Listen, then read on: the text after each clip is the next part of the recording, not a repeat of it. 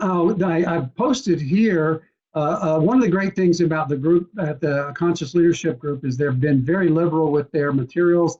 You can go online and watch a couple of these little videos that talk about what it means to actually be present in whatever you're doing. And I know the slide's fairly small, but it says, most of us aren't here now enough to recognize that we're not even here. We spend so much time thinking about the last patient, the past.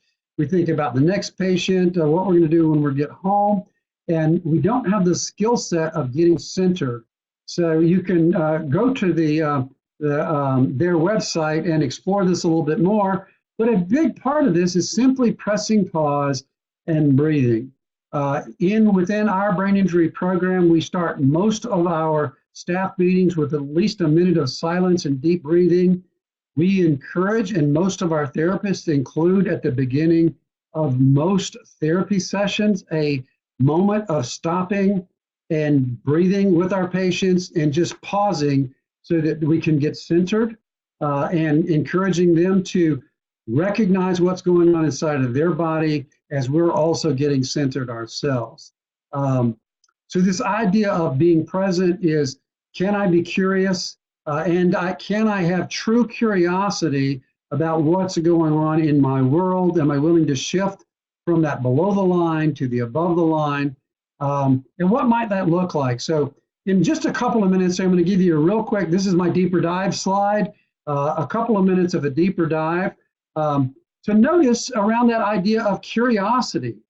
What does it really mean to be curious in the middle of something that might be going sour on you? So frequently we find ourselves defensive in those situations.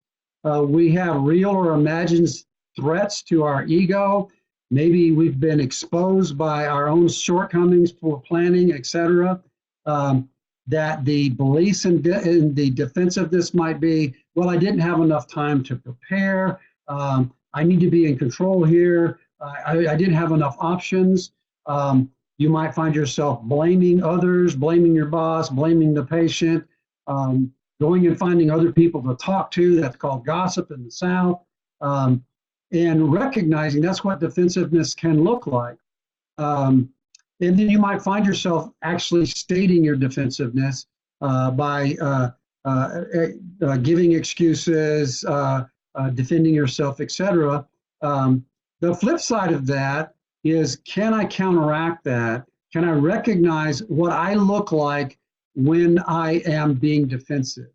You probably have in your vocabulary a phrase that when you're becoming defensive, it's a signal. And people who know you well know that signal. You might be a yes, but person. You might be a what about person. But there's going to be some phraseology that you're going to recognize as your personal cues that when you're becoming defensive, recognize them in real time and then make the decision to shift. If you're really curious, you're going to step back and go, wow, maybe there was another possibility. I'm going to look beyond either or, and I'm going to question my thoughts and my beliefs, not your core universal beliefs, but your beliefs about what might be going on in that particular moment. What can I learn from this? And I choose to be curious. And also, what is it about me that contributed to this particular interaction? So you can't tell from the video, but I'm 6'2", weigh about 230 pounds. I can be a relatively imposing person. And I recognize early in my career when I'm dealing with a patient that's starting to get agitated, don't lean in because that's the wrong message. What is it about my tone of voice? What is it about me that is contributing to how people are showing up, responding to? The last thing I wanted to focus on real quickly here is that most of us in good neuro rehab are doing rehab as part of a community. We're doing interdisciplinary rehabilitation. That means that it's not just how I'm showing up in the world, but also how we are showing up as a team. So these constructs apply to a group of people who might be snorkeling above and below the line out of phase with one another. So recognizing that the human brain is a very social brain, and what's happening with the people around us and the environment around us has effect on our brain. The idea that there are actual mirror neurons in primates. If you stick your tongue out at a rhesus monkey, guess what they're going to do? They're going to stick their tongue out again. Not because they have the higher cortical function of going, wow, this guy disrespects me. No, their brain is processing their environment around them, and they're going to be these subcortical kind of reactions, these limbic kind of reactions.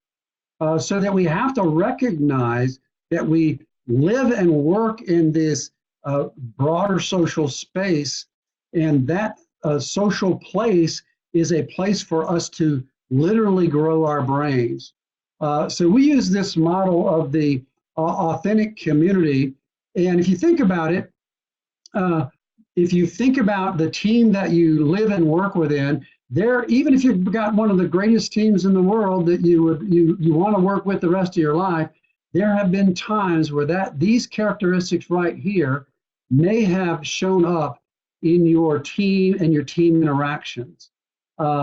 Whereas the authentic team is characterized over here. And just like with the individual going above and below the line, it's not that you move from pseudo team to authentic team, and once you're there the rest of your life. You're going to snorkel back and forth.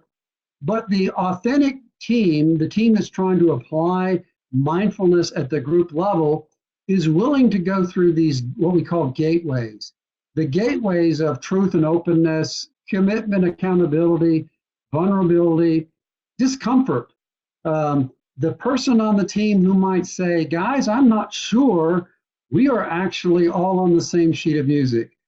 I think we are responding more emotionally to this patient's behavior and that it is affecting some of our reaction to the patient.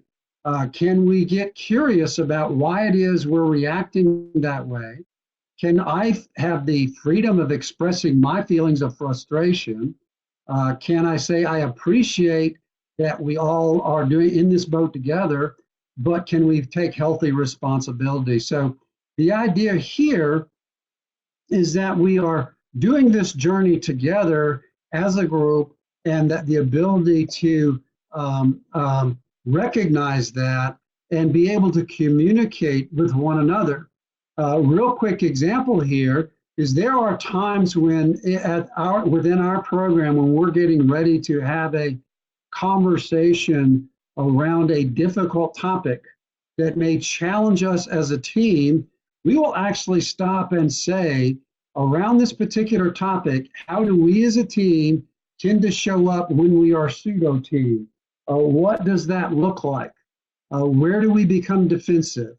Where do we try to apply rules versus being compassionate? Where do we take our stand about being right versus being present? And we recognize that about ourselves. It might be around the particular population. It might be a clinically challenging patient. It might be around changes in insurance or changes in hospital policy. And we basically take some time to recognize the voices that might surface.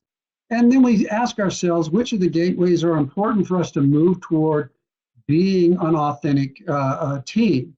So those are the idea of, we're not just moving in isolation. And I would actually say, if you find yourself as a neurotherapist working in isolation, quickly find somebody who you can bounce ideas off of, because the idea of being able to have team members that you can begin to develop that more authentic team, I think is very important. And then lastly, a quick defense. If anybody comes back and says the idea that above and below the line is simply oversimplifying, it's too good to be true, I would just remind us of some quick brain neurology about how our brains are designed. We all have the amygdala that sits there and monitors our environment, and its job is to make sure that we are safe. Its job is to bring to our attention threats. Now, most of the time in neurorehab, the threats are not life and death for us. Now, if you work on an inpatient neuro unit, the threat might be a patient who might push you or say unpleasant things about you. But most of the time, the threats to us are not physical. They're more to our egos, to our time management, and to our psyche. But the amygdala still jumps in.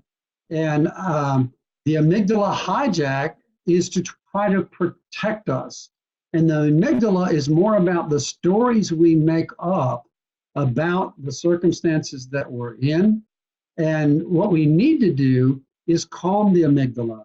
So this is where our prefrontal cortex comes in and says, thank you, amygdala, for telling me that there may be a threat in my environment.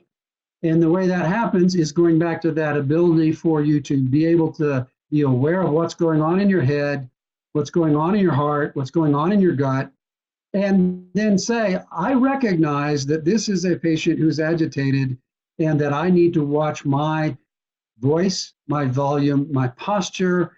And as soon as you start doing that, you begin to recognize that not only are you beginning to become more centered, the patient becomes a little less agitated, a little less challenging.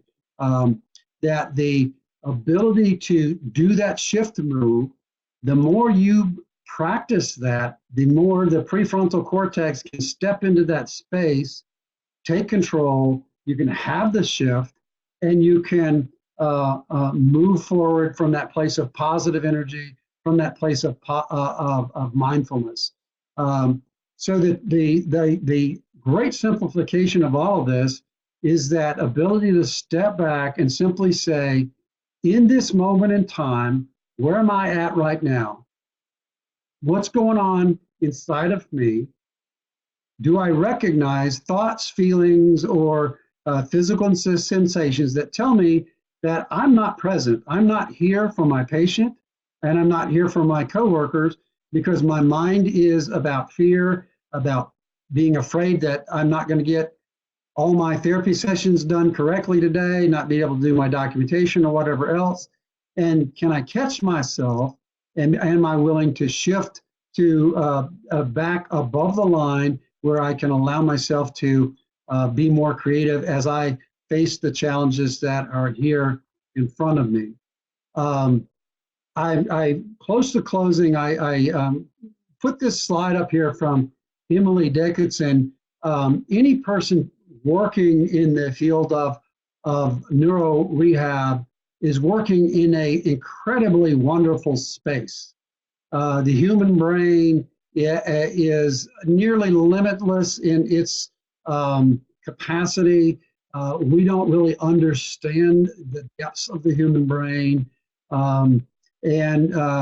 The idea for us to work in that space, that the creator, if you believe in a creator, allows you to work in the space of the human brain is incredibly humbling. And with that, I do the mic drop and walk away from the formal presentation. Real quickly, a couple of resources. If you want to learn more about the Conscious Leadership Group, you can go to their website, which is aptly titled consciousness.is. Learn more about what we're doing through the Brain Injury Leadership Academy.